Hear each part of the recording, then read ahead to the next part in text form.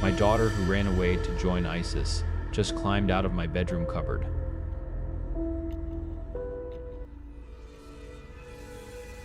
The air in this house is thick enough to choke on. It's been 10 years since my daughter Zoya vanished, and 6 since my wife, Lena, followed her into the dark. Every morning I wake up to the same stale smell of dust and decay, and for a split second, I forget. I think I hear Lena humming in the kitchen, the clink of her coffee cup on the counter. Then the silence crashes back in, a physical weight that presses me down into the mattress. I tried going for a walk today. Got as far as the front door before the thought of seeing the neighbors, of feeling their pitying stares, just exhausted me. So I came back inside.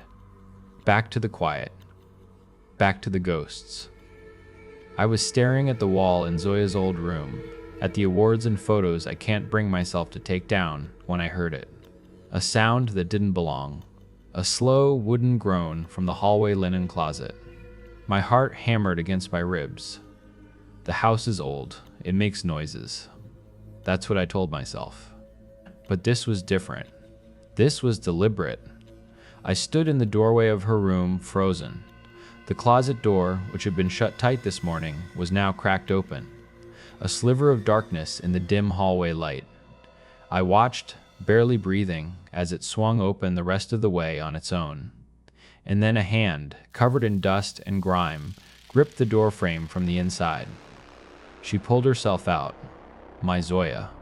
She was wearing a black hijab, her face pale and thin, framed by the dark cloth. Her eyes, those same bright, curious eyes that I remembered, were sunken, haunted. She looked at me, and it was like a decade of agony had been carved into her features. All the grief, all the therapy, all the nights spent crying into Lena's pillow, it all evaporated. In its place, a white-hot geyser of rage. "Get out," I snarled. The words felt like gravel in my throat. "Get the fuck out of my house. You don't live here anymore." She took a small step back. Her lips parted, forming a single word. "Baba." That sound. Her voice. It broke something in me. She saw the change in my face and retreated, melting back into the suffocating darkness of the closet. The door swung shut with a soft click. I lunged for it, wrenching the door open. It was empty. Just stacks of yellowed towels and the faint, cloying smell of mothballs. I stumbled downstairs, my mind reeling. I forced down a piece of toast that tasted like cardboard and went back up. I just stood there, staring at the closet, waiting. An hour passed. Maybe 2.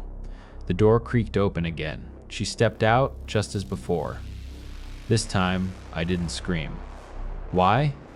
The question was a ragged whisper. "You had everything. A scholarship, a life. We gave you everything. Why would you throw it all away?" "I was young," she said, her voice like autumn leaves skittering across pavement. "I thought I was in love." "Love?" I spat the word.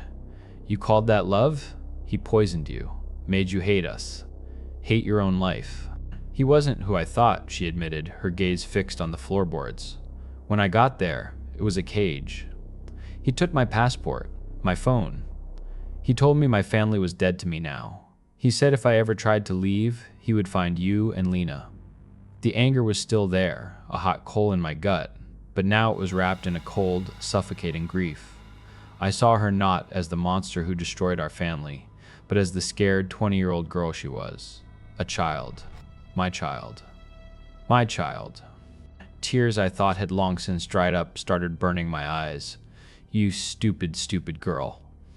She flinched, then vanished back into the closet. I didn't open it this time. I just sank to the floor, my back against the wall, and finally let myself sob. I must have drifted off, because I woke to the closet door opening a third time.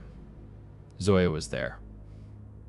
But before I could speak, she looked past me, toward my bedroom. "I know about Mama," she said, her voice flat.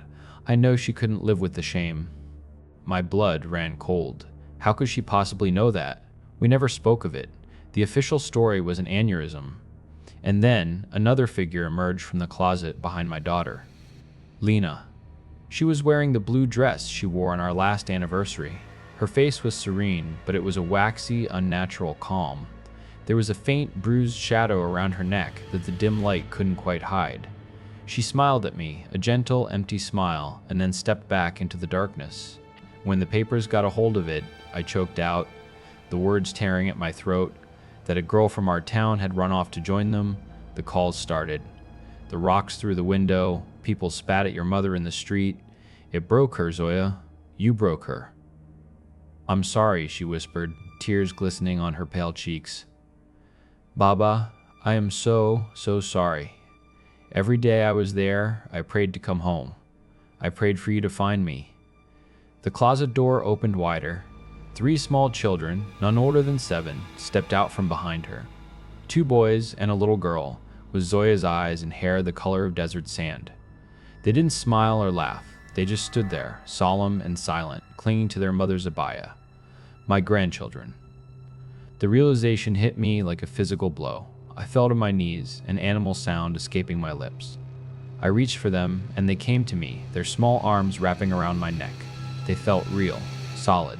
Their bodies were cold, a deep, profound cold that seeped into my skin, but I didn't care. I held them and wept. Zoya knelt in front of me. She pressed a folded, brittle piece of paper into my hand. Here, she whispered. This is where we were. After they faded back into the closet, I unfolded the paper. It was a set of coordinates. I didn't call the police. I couldn't. I went to my computer, my hands shaking so badly I could barely type. I entered the numbers into a satellite map. It pointed to a desolate, rubble-strewn patch of desert in a remote province of Iraq. I started digging online. It took hours, sifting through military archives and obscure foreign news reports. Then I found it. A 3-year-old report about a coalition drone strike. A suspected militant compound. The report listed the confirmed casualties. An adult male, an adult female, and 3 children. It listed their ages. The world went silent. My heart just stopped. When I could breathe again, I looked up from the screen. The closet door was open. Zoya was there. The children were beside her, holding her hands. And next to them, my Lena, her empty smile waiting for me. They looked whole. They looked peaceful. We're waiting for you, Baba, Zoya said, her voice clear and strong. It's time to come home. Lena held out her hand. We can be a family again. I stared at them, my family standing in the doorway, between my world and theirs. This silent, stinking house. The years of loneliness stretching out before me. Or them. I'm looking at Lena's hand now. I understand what I have to do. The preparations won't take long. This world is just an empty room.